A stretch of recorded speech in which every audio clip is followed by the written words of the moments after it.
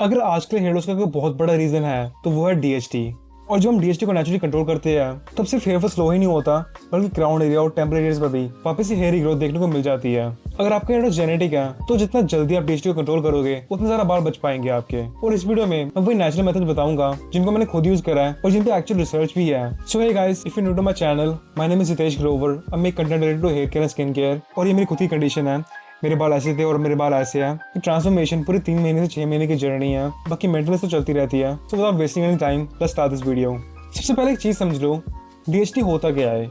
आप सबको पता होगा हमारी बॉडी टेस्टोस्टेरोन नाम का एक हार्मोन बनाती है। अब बॉडी में एक एंजाइम होता है, इसका नाम है 5-अल्फा रिडक्टेज। ये एंजाइम टेस्टोस्टेरोन को कन्वर्ट करता है डीएचटी में। अब प्रॉब्लम तब शुरू होती है जब डीएचटी स्काल्प के हेयर फॉलिकल से अटैच हो जाता है। इसके अटैच होने से फॉलिकल्स धीरे धीरे श्रिंक होने लगते हैं, हेयर पतले हो जाते हैं, ग्रोथ साइकिल डिस्टर्ब हो जाता है और एक स्टेज के बाद वहाँ बाल उगना बंद हो जाते हैं। और इसी प्रोसेस को हम कहते हैं एंड्रोजेनिक एलोपेशिया या फिर मेल पैटर्न बॉल्डनेस। और यही होता है जेनेटिक हेयर लॉस। बट अभी पता कैसे करें कि जो हमारा हेयर लॉस हो रहा है वो जेनेटिक है या नहीं, तो उसके लिए आपको 2 चीजें चेक करनी पड़ेगी। Number 1 is pattern. अगर सिर्फ टेम्पल्स एरिया पीछे जा रहे हैं, क्राउन एरिया थिन हो रहा है, हेयरलाइन रिसीड हो रही है, तो चांसेस है कि डीएचटी कल्प्रिट है। And number 2 is family history. अब सिर्फ पापा को मत देखो, मम्मी की साइड भी इक्वली इंपॉर्टेंट होती है। अगर उनके फैमिली मेंबर्स में भी हेयर लॉस है तो जीन्स वहां से भी आ सकती है। पहले ये दोनों चीजों को चेक करना। तो बात करते हैं नेचुरल चीजों की जो रिसर्च के अकॉर्डिंग डीएचटी को कम करने में बहुत हेल्पफुल है। Number 1 is saw palmetto. ये डायरेक्टली उस एंजाइम को रिड्यूस करती है जो डीएचटी को बनाता है। ये डायरेक्टली फाइबर फॉर रिडक्टेज को कम कर देती है। अब जब वो एंजाइम ही नहीं होगा तो डीएचटी बनेगा ही नहीं। और इसीलिए लोग इसे नेचुरल फिनेस्ट्रेट भी कहते हैं।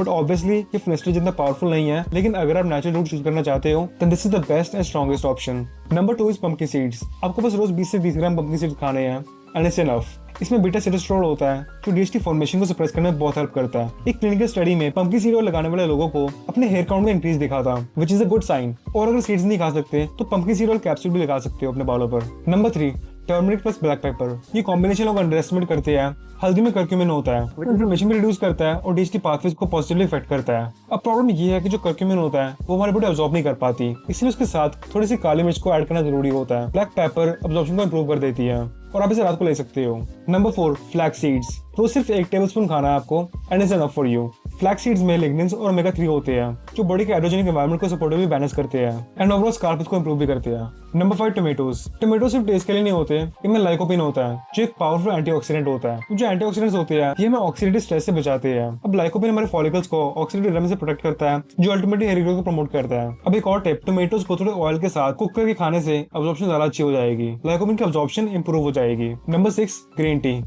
देखो अगर आप रोज 3 कप चाय पीते हो ना तो 1 कप को ग्रीन टी से रिप्लेस कर लेना, बहुत हेल्पफुल होगा।